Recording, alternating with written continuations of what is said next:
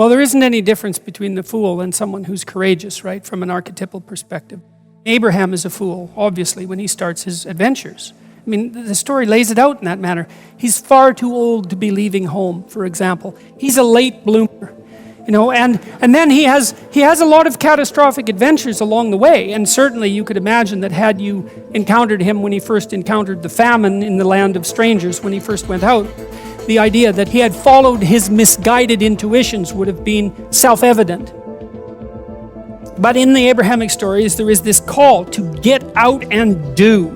You have to master a new skill, but you're avoiding it because you know that you'll be bad at it when you first do it. And if you're perfectionistic, you're going to say, well, I can't allow myself to be bad at anything.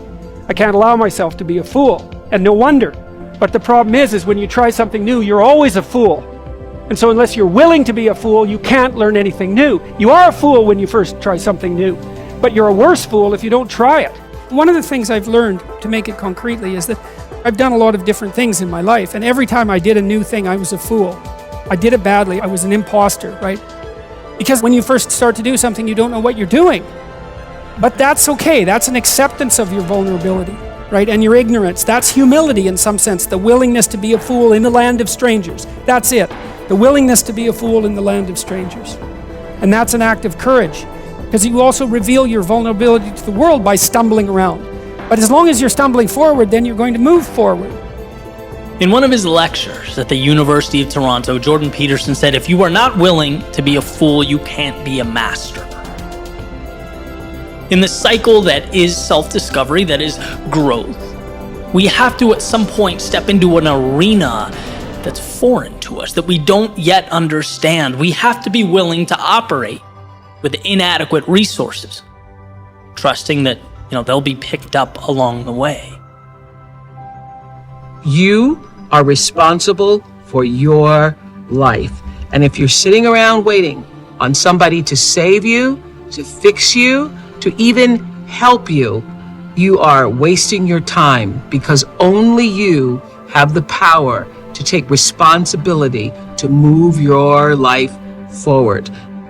The reality is, we have to fight, to scrap, to obtain that sense of belonging in a particular competency. And just talking about it brings me back. It's an obstacle that we all face. It's super real to me. I remember being featured on a podcast where the host literally asked me, why should I listen to what you have to say? Right? Like, who are you? Why are you road mapping your journey?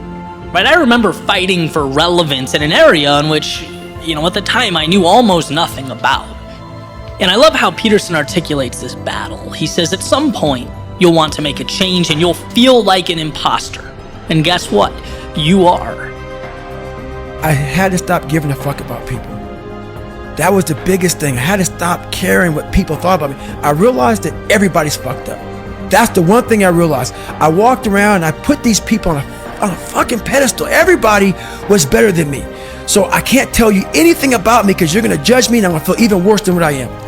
What I realized, once I calmed my mind down and sat back and looked at how jacked up this world is, once you realize that you are not alone, everybody that's talking to you about how jacked up you are, only thing they've done better than you is they've hidden their fucked up world better than you have. That's all they've done.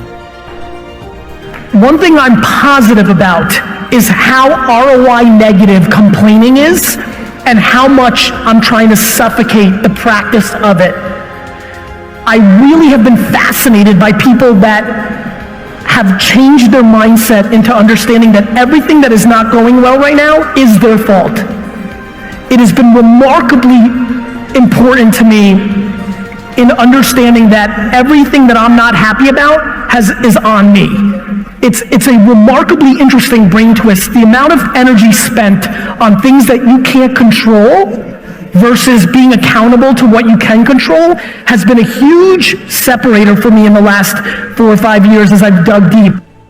Your life really ends up being a composite of all the habits that you've developed over the course of time.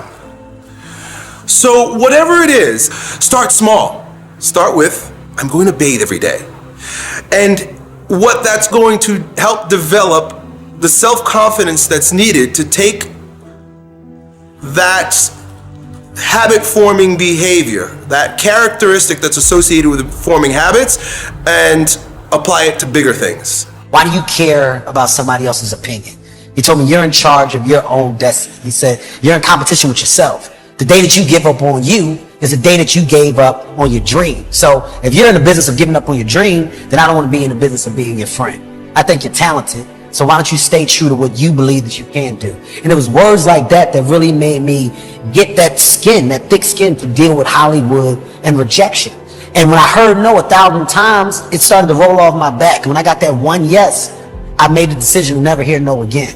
So it's those stories that really would help that younger generation that's coming up in that business to say, you know what, I'm going to stay true to my dream because there is a light at the end of the tunnel. And I'm pure prime example of that light. I've been in the business 19, 20 years, man, and that last 5 to 6 has been successful.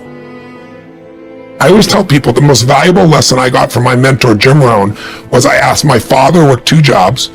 We were always broke. We had no money for food. And we lived in a community we moved to, which was, I thought they were all rich and we were on the other side of the tracks. It was lower middle class, but compared to where we lived before, these people seem rich compared to us. And I just didn't understand it. And Jim said to me, Tony, it's not about the value of your soul. It's about the value of you in the marketplace. And your father's skills are not that valuable. You acknowledge that there are feelings that you have that are trying to swoop in and hijack you. You acknowledge them and you basically say, guess what? I'm going to do it anyway. No one's going to do anything for you. Couple rules of being a real leader. You need to take responsibility for your own life. Bringing energy to your team, leading in recruiting, leading in leadership, leading in growth. Nobody owes you anything, but you owe other people everything. That's what a leader does. You take responsibility. You know exactly right now what you're not doing. It would be criminal of you to leave here and say, I don't know what to do. You know exactly what you're afraid of. You know exactly what you've been avoiding, and you got to make a decision to change it. You know exactly what it is. Don't BS anybody. You know what you need to do different. You know the changes you need to make. And if you can do that, you stop kidding yourself, you can win. You can overcome your fear, overcome procrastination, whatever that is. It's just a matter of doing the thing. So you might go to the gym. You might not have a great workout, but it doesn't matter. You did it anyway. Begin with, I'm going to drink 8 glasses of water every day. Something stupid simple. And make sure you do it. I guarantee over the course of several weeks, that thing is going to happen without you thinking about it. And then you're going to be confident in yourself and your ability to create habits. And then you take that new tool and you apply it to something just a little bit bigger.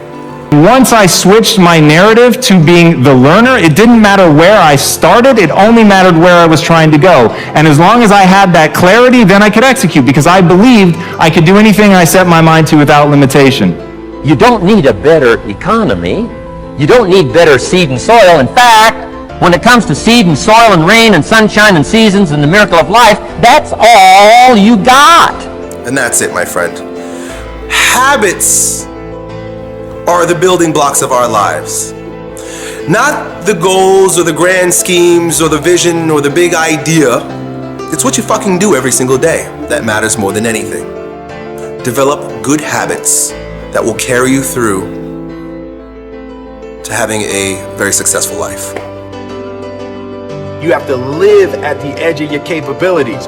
You got to live where you're almost certain you're going to fail. That's the reason for practice. Practice is controlled failure. You're getting to your limit, getting to your limit, getting to your limit. You can't lift that. You can't do that. Until you get to the point that all of a sudden your body makes the adjustment and then you can do it.